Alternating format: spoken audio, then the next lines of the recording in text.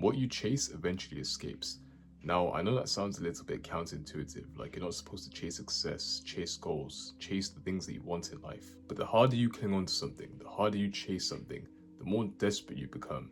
And desperation, that energy that comes from desperation, pushes things further away from you.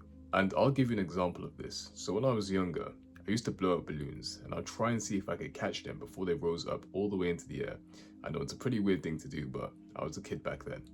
And no matter how high I jumped, no matter how fast I ran, I could never catch them. And I'll give you another example. Let's say you like to play with butterflies or chase butterflies. Sometimes the butterfly would fly away, right? And sometimes when you're least expecting it, it'd come back to you and it'd be on your shoulder when you least expect it, when you didn't want it to be there. Life kind of works in the same way. And this is what I always say. When you chase something from a place of desperation, whether it's relationships, success, money, recognition, it strays further and further away from you. You create this massive force field of resistance, and people can feel when you're desperate. Opportunities will slip right out of your fingers because you're too fixated on the outcome rather than the process. Let's make it real for a second. Maybe you're chasing this person, over-explaining, trying to get their approval, trying to prove to them that you're worthy. And then what happens? That person, they pull back.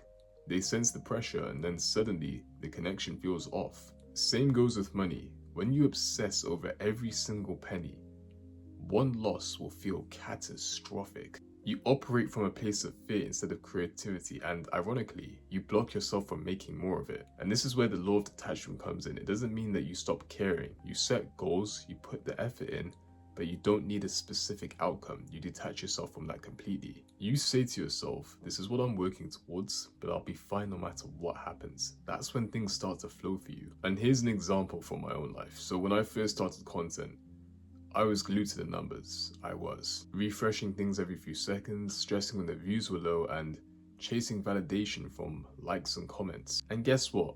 The more I obsessed, the less creative I became, and the more everything became forced. It became like a chore. But the moment I detached, the moment I said to myself, you know what? I'll post consistently. Not because I need the views, but because I love this. I don't need to blow up. I'm doing this because I genuinely like doing it. And that's when things started flowing for me. I started connecting to people. I built a community.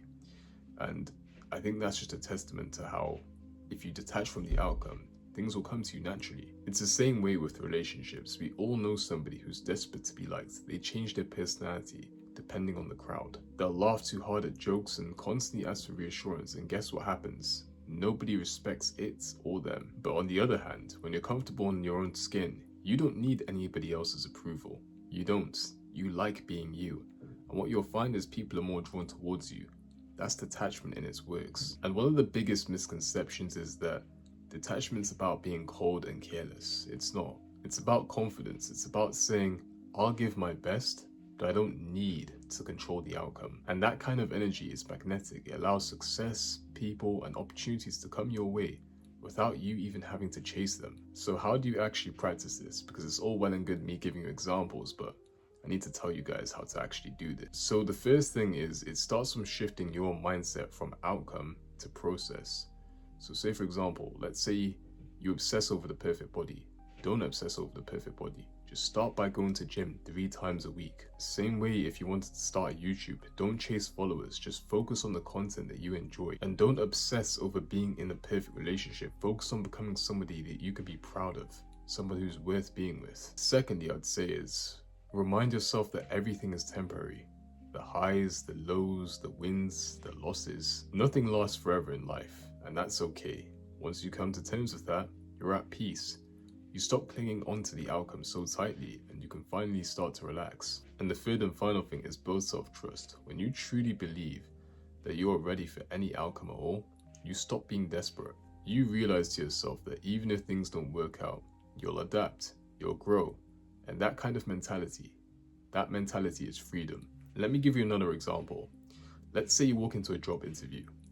Now, if you walk into this job interview with the mentality of, I need to get this job or my life is over, then that stuff starts to show. You come across as tense, needy, unsure. But if you go into it with detachment, I'll do my best in this interview. And if it's not for me, then we'll move on to the next best thing. You come across as calm, cool and collected. And when you look at the scenario like that, who do you think they're more likely to hire? And the things that you truly want in life, success, love, peace, none of these things are hiding from you. They're just waiting for you to stop suffocating them with pressure. So instead of chasing so hard, live in a way that naturally attracts these things. If you want love, show up as someone who's full of love. If you want success, show it with discipline. And if you want peace, live a very simple life with no overcomplications. Because what you chase, you actually push away, but what you embody, you attract. So next time you find yourself clinging, desperate, obsessing over an outcome, pause and breathe. Remind yourself, I'm showing up, I'll give my best, and whatever happens, I'll be fine with it. What you chase eventually escapes, but what you align yourself with, what you embody, it sticks. That grows, it stays. So stop running and start becoming. And just watch how things that you once chased start coming to you. If you guys like the video, make sure to like, comment, share, and subscribe. Make sure you like this video as well. It helps me push this message out to more people, boost me up in the algorithm, and yeah guys, share it to a friend who you think will like it as well. I'll catch you guys in the next one.